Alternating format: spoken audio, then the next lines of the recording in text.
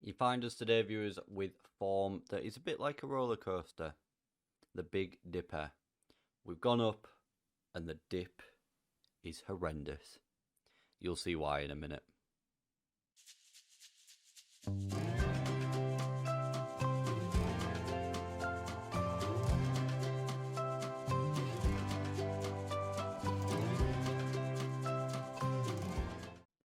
We played a lot of games since we last met in that Norwich victory, then, viewers.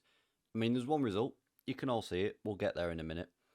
But first of all, after that Norwich game, we carried on winning with a 2-1 victory over Swansea City, where Velasco secured the 3 points in the 87th minute for us after a Solanke penalty in the 48th to draw us level after being 1-0 down just before half-time.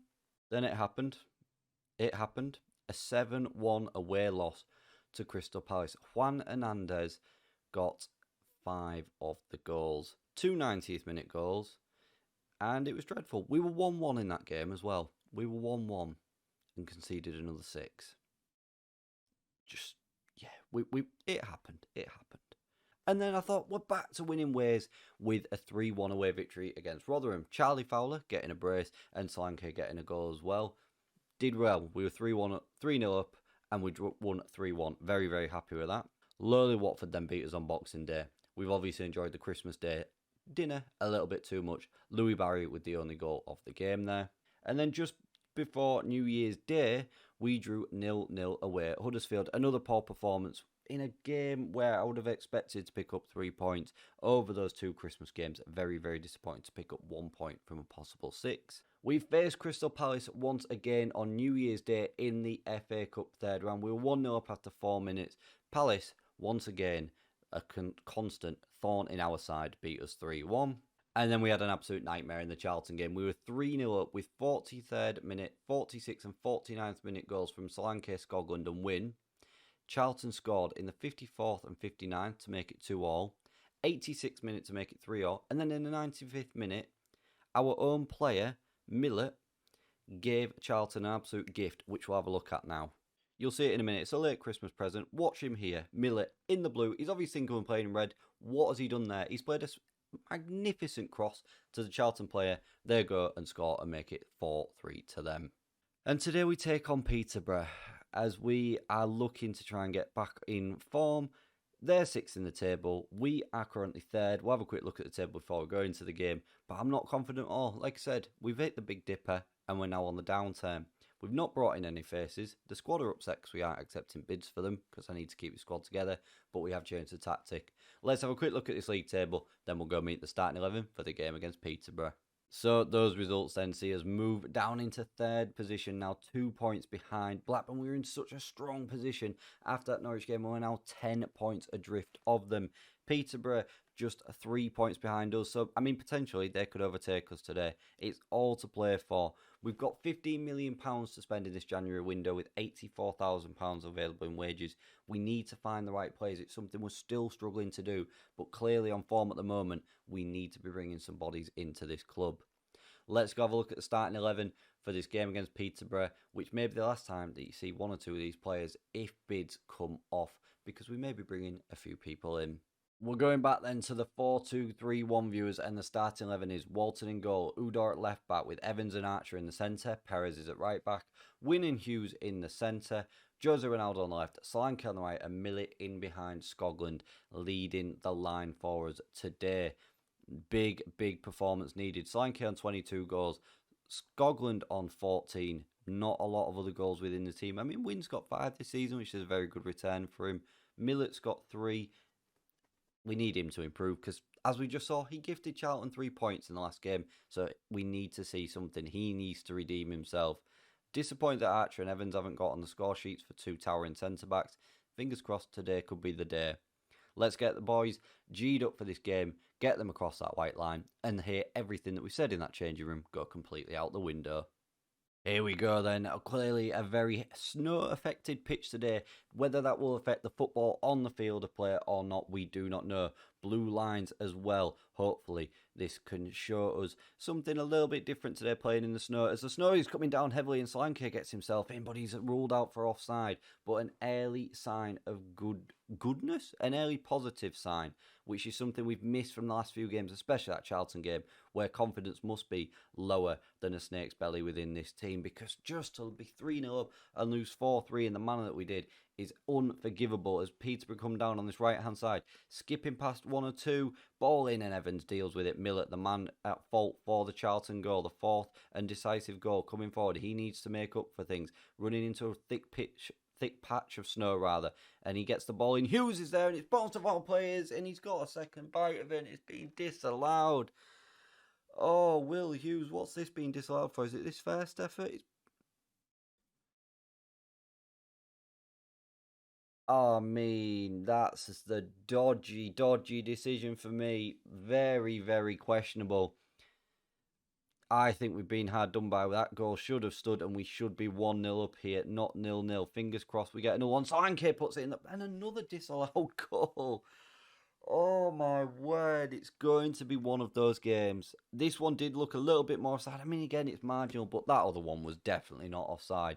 But Solanke, unlucky there, just a yard or two offside. And 2 disallowed goals in the first 22 minutes. One should have stood, and now we go 1-0 down. We go 1-0 down. Lackadaisical defending at the back post. Oh no, this team. Just in other news as well, we've applied for another job. We tried to get the Wolfsburg job. They said they weren't accepting applications for managers, but we've applied for a Premier League job. Currently a mid-table team, but if things carry on like this, why not? I mean, that's not too dissimilar from what our first goal was like, and that was disallowed. Perez into Solanke, Millett on this. What is that ball he's played back there? Evans just sauntering over to it under no pressure whatsoever. Wynn picks it up. Jose Ronaldo breaking back into the team now. Scotland unleashes, and finally our third goal. Third ball time, we've got the ball over the line, and in the back of the net, it finally stands, and we are back on level terms after 25 minutes. Lovely, lovely play from Wynn here into Ronaldo, and he finds a great ball through and showing why he deserves to be back in the team in this second half of the season. Feel a bit sorry for Ronaldo. To be honest, he did well last season, but the tactic we were playing just didn't suit him. However, this one does. Udall whips the ball across, and it's 2-1. Chris Archer, we were saying we need the centre-backs to get in on the goals, and Chris Archer duly delivers, and he finds the back of the net for the first time this season. Lovely whip ball across. Udall, Archer makes a nuisance himself with 3 defenders around him. You would have expected Peterborough to defend that better, but it does not matter to us if the ball has ended up in the back of the net. The snow has stopped here, and that will make playing conditions a little bit easier for the boys, and vision on the field as well. Perez into Hughes, back to Perez now, just playing the patient game. Scotland picks it up on this right hand side, no one's in the box, he's going to have to make something himself and loses it. Perez wins it back there. Millett, Wynn unleashes, oh my word, what a strike that is. James Wynn out of absolutely nowhere unleashes an unbelievable volley, and it has gone in the top right hand corner of the keeper's net, or the top left hand corner, keeper's right, and he's got no chance in the world of saying that. 2 keepers wouldn't have done.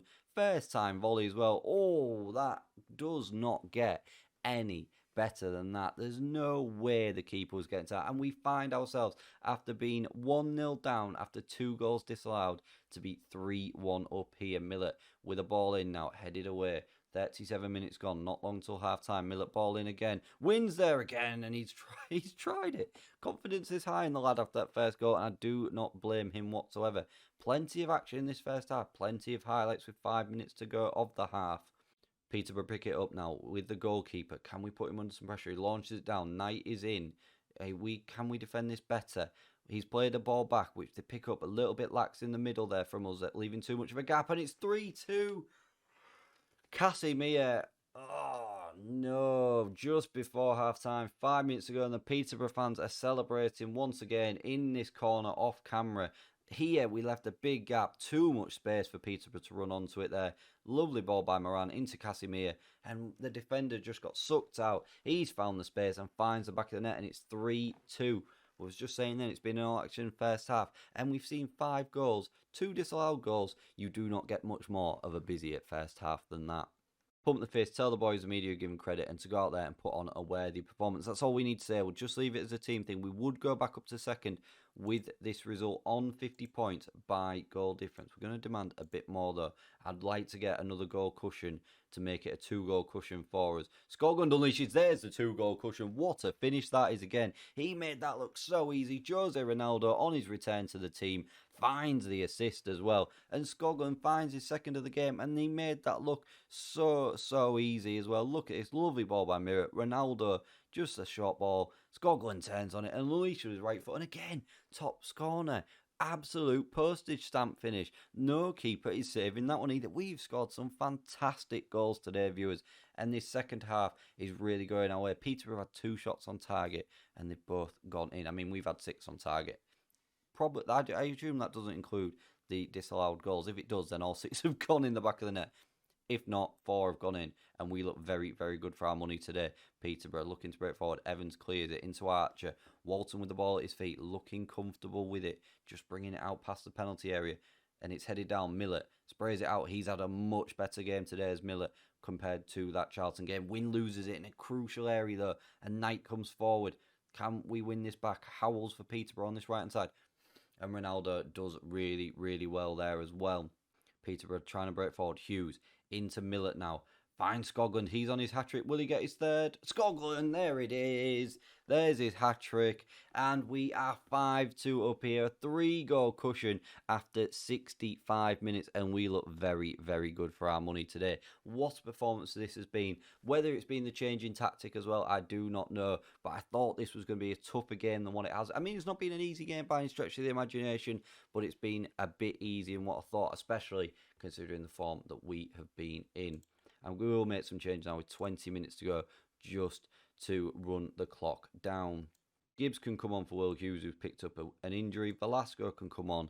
We'll bring him on for Millett, and we will make the double subs with 20 minutes to go and just try and see this game out now. We are looking so much better. We've got a 5-goal cushion on goal difference over Blackburn, and this has been a crucial win and could set us up for a really positive second half of the season after a very dodgy Christmas period.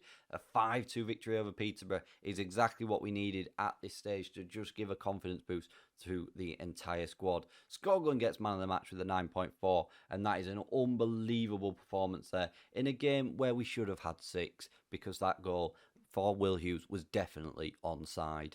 Outstretch the arms, tell the boys we're very happy with that, and we have kicked off the second half of this season in style finally. We'll forget about the Charlton game, we'll forget about Christmas. The second half of this season is now underway, just as we needed.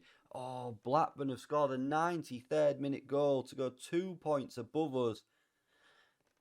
Euphoria to devastation. Thankfully, we have won the game. If we hadn't, that could have been curtains to our promotion bid even at this stage with a 5-point gap. Either way, we need to make up 2 points. A 93rd minute goal for Blackburn, though, just dampens this result a little bit. But we need to make sure we capitalise on this result. There's only one game we can come back for. We play Blackburn in just 2 games' time. We'll play Brentford offline, and then we will come back for that Blackburn game where we will look at trying to reduce that gap and potentially overtake them as well, if we've not already done so by that time. But if you have enjoyed that, viewers, please don't forget to smash that like button for me, share the video around, and subscribe to the channel for more content. Thank you very much for watching, and I'll see you again for more next time.